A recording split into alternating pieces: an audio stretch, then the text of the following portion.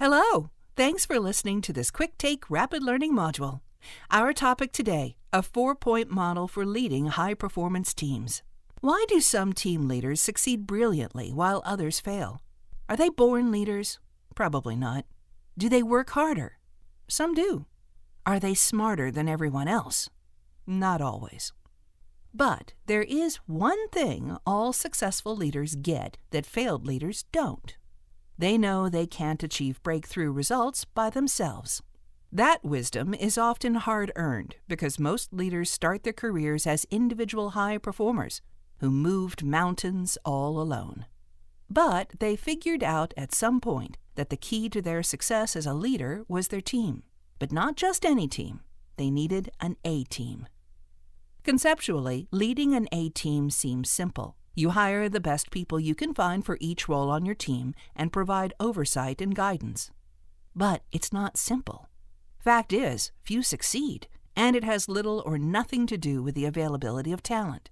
It has to do with the limitations of the leader. In this quick take, you will learn a 4-part model for nurturing and retaining an A-team. How you can deploy this model to achieve extraordinary results and make you look like a star. Our 4-part model is called the eggs model. Why eggs? Because your team is sort of like a nest full of eggs, isn't it? They're your future. If you nurture them, they'll sustain growth and profitability at your organization long after you're gone. And they're fragile. If you as the leader mishandle them, they'll break. So what does EGGS stand for? The E stands for engage. You need to hire a team of people who are as skilled, maybe even more skilled, than you at what they do. That doesn't mean hiring people who are great leaders and strategists and who can do your job. You've already got you. What you need are people who master the tasks required to make your company, or your individual department, function at world-class levels. Hiring an A-team is no simple matter, but it's actually the easiest step in our model. Good leaders can tell the difference between an A player and a B player. They know how to recruit candidates, interview them, audition them where appropriate, and put together a compelling comp package for those who make the grade. But the work of building a high-performance A-team is far from over. You still must know how to train, motivate, and focus them so they deliver breakthrough results. And then, no small thing, you have to retain them. The first G in eggs stands for get out of their way. Thousands of failed leaders look back and say, well, I did what they told me. I hired the most talented person I could find to do each task I needed done, but it didn't work. What the failed leader won't tell you is that time and again, her A-team players bailed because she couldn't back off and let them do their jobs. Let's talk about why some leaders have trouble getting out of the way.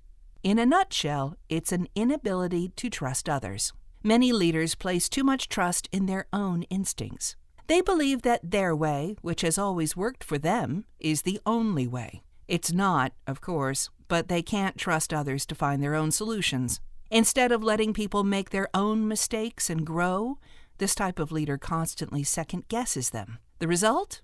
These terrific A-team players feel disempowered and leave. The second G in eggs is give them all the credit. This is a tough one for leaders, most of whom take pride in their own insight and creativity. But consider this. A Hay Group study on employee retention showed that the number one reason people stick around is that their organization gave them a chance to use their skills and abilities. People have a burning desire to make a difference. Imagine two leaders.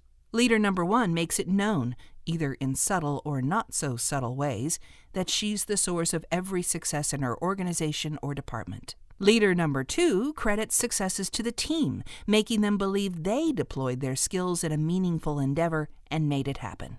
Which team is more loyal, more motivated, and more likely to execute the leader's agenda? The S in eggs is set high expectations and demand excellence.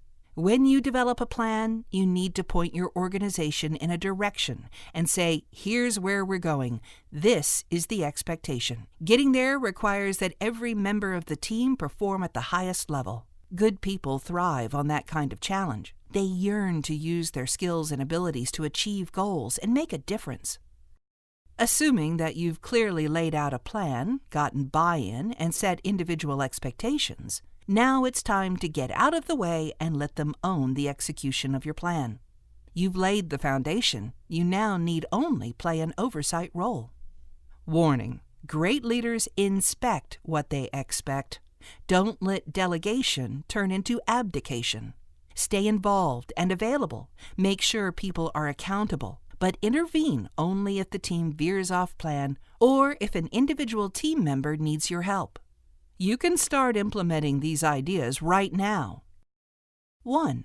Hold a meeting where you restate your team goals. Give people radical clarity about where you want them to go and what you expect. 2. Go out of your way to give your individual team members credit for their contribution to hitting team goals.